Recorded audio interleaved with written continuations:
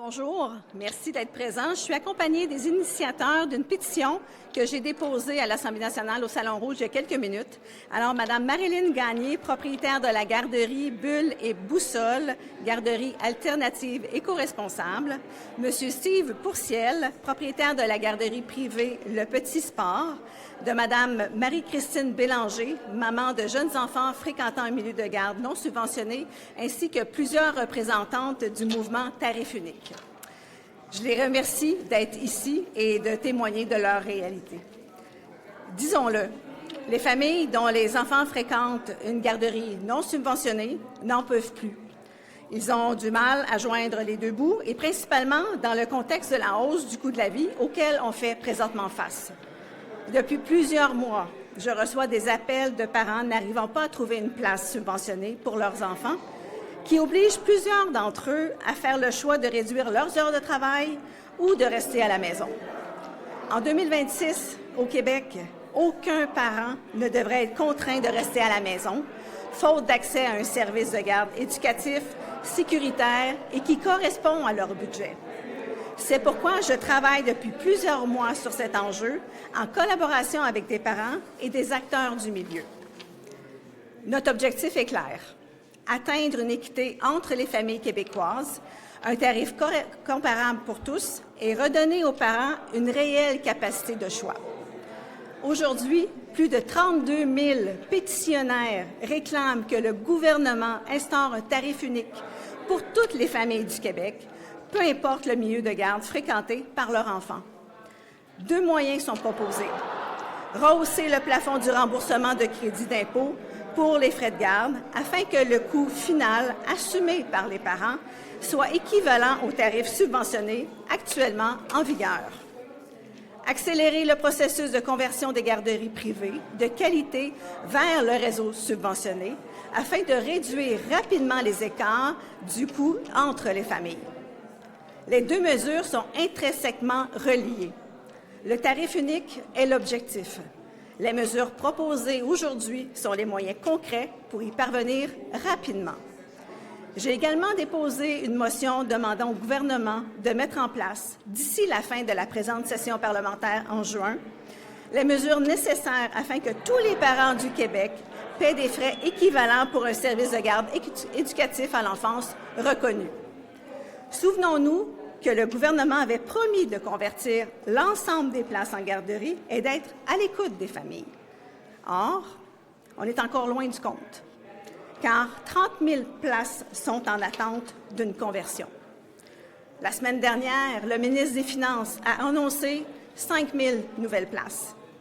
Bien que cela semble une bonne nouvelle, cela est nettement insuffisant pour atteindre l'objectif qu'il s'est donné.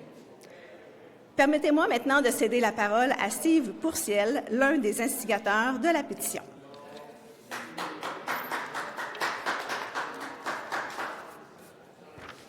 Merci Isabelle. Bonjour, je me présente, Steve Pourciel, propriétaire d'une garderie non subventionnée depuis 2013. Avec ma collègue Marilyn, nous avons démarré le mouvement Tarif unique pour une simple raison, rétablir l'équité dans notre réseau de la petite enfance. Aujourd'hui, nous portons la voix de 100 000 parents, plus de 10 000 éducatrices et 1 000 propriétaires. Dernièrement, un écart financier colossal s'est créé pour nos parents entre le réseau subventionné et le réseau non subventionné. Afin de maintenir la qualité dans nos installations et de garder nos éducatrices d'expérience, nous avons dû suivre la hausse des salaires du réseau subventionné. Comme le réseau privé ne reçoit aucune somme du gouvernement, nous avons dû refiler cette facture à nos parents à tous les jours. Résultat, des milliers de parents ne sont plus capables d'assumer les frais de garde. Certaines familles décident de ne pas retourner sur le marché du travail. Des enfants quittent leur garderie et sont déracinés. Présentement, chaque jour, des garderies ferment leurs portes. Pendant que 30 000 enfants attendent aujourd'hui une place, le réseau non subventionné compte 12 000 places vacantes. Nous serions capables d'accueillir ces familles immédiatement. Mais pendant ce temps, on investit dans des bâtiments coûteux alors que ceux-ci, nous les avons déjà. Mais la bonne nouvelle, c'est que la solution est simple et connue. Nous avons déjà les éducatrices et les infrastructures. Il suffit d'augmenter le retour anticipé, qui est présentement inéquitable. Une mesure qui coûte moins cher que de construire de nouveaux bâtiments qui aurait un effet immédiat. Le résultat? 12 000 places seraient disponibles immédiatement. Nous soulagerions le réseau subventionné, déjà très saturé, et nous renforcerions la totalité du système de manière durable. Aujourd'hui, je vous demande que l'on fasse partie de la solution et que nous puissions bâtir les fondations de notre réseau ensemble pour nos enfants et toutes nos familles du Québec. Nous demandons l'équité pour nos parents. Merci. Je cède la parole à ma collègue. Merci, Steve. Je m'appelle Marilyn Gagné. Je m'adresse à vous aujourd'hui en tant qu'entrepreneur et en tant que cofondatrice du mouvement Tarif unique, mais également en tant qu'ancienne éducatrice en CPE et femme de terrain depuis plus de 20 ans. Alors, mon réseau de la petite enfance, j'y tiens et je le connais par cœur. En 2021, animé par une profonde volonté de faire rayonner le monde de la petite enfance à la plus grande échelle, j'ai ouvert une garderie privée en installation de 80 places.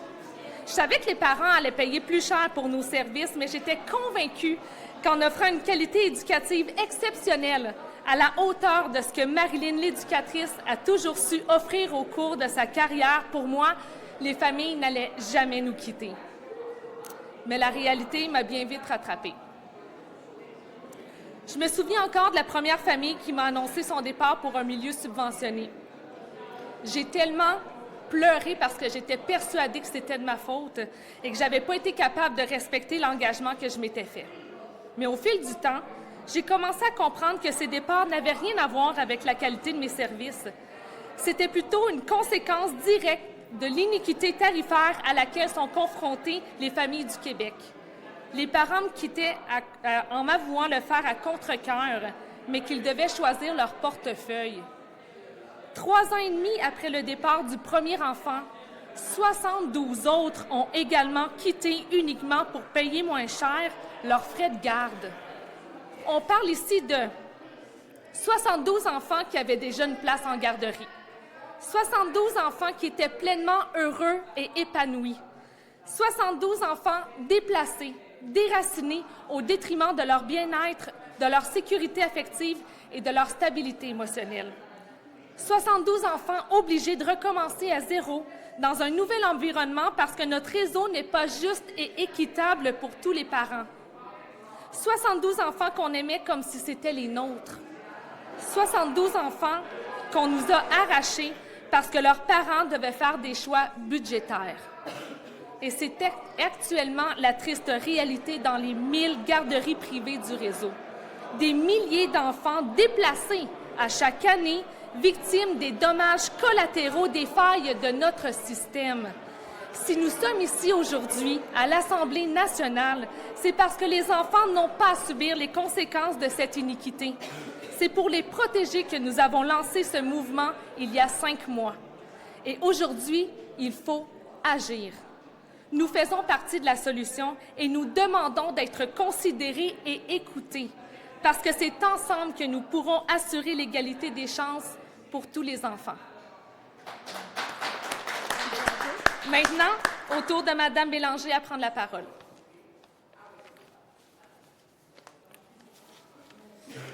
Bonjour. Tout d'abord, je vous remercie de me permettre de prendre la parole au nom des familles du Québec qui vivent la même réalité que moi, celle de payer beaucoup plus cher que le tarif réduit à 9,65 $ par jour pour un service de garde éducatif.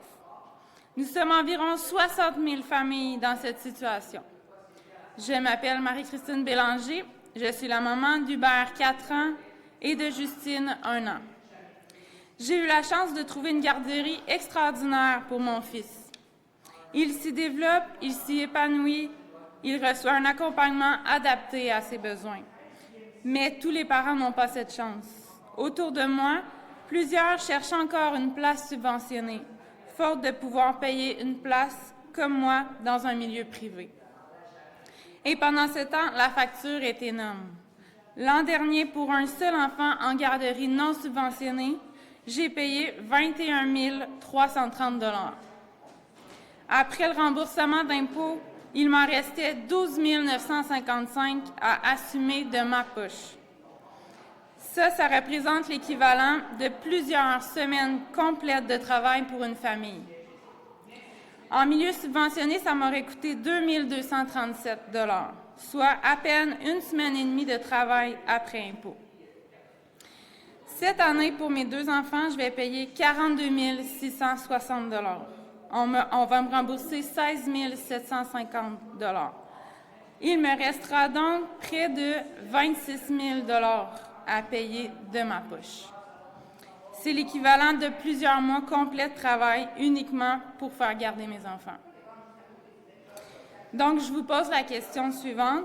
Qu'est-ce qui justifie que pour le même service éducatif, certaines familles doivent consacrer plusieurs mois complets de travail, alors que d'autres y consacrent que quelques semaines? Je paye mes impôts comme tout le monde. Je travaille dans le réseau de l'éducation. Le réseau a besoin de moi. J'aime mon travail. Mais pour y retourner, je dois payer 2 places non subventionnées. Puis si par chance, on m'appelle pour une place subventionnée, je devrais peut-être faire le choix de séparer mes enfants parce que les milieux ne prennent pas automatiquement les frères et sœurs. Je ne devrais pas avoir à faire ce choix. Aujourd'hui, je suis ici parce que c'est pas seulement mon histoire, c'est celle de milliers de familles qui, faute de place à contribution réduite, s'appauvrissent ou renoncent à retourner sur le marché du travail. Je vous demande de corriger cette iniquité.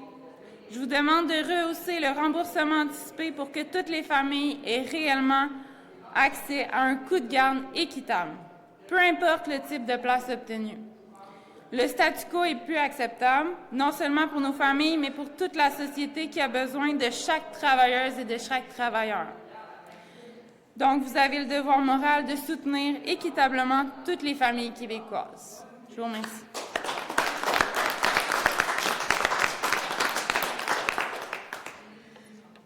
Merci, Mme Gagné, Mme Bélanger, M. Pourciel et tous les représentants ici de Tarifs uniques. Je demande donc au gouvernement d'entendre le cri de cœur de ces familles. Merci.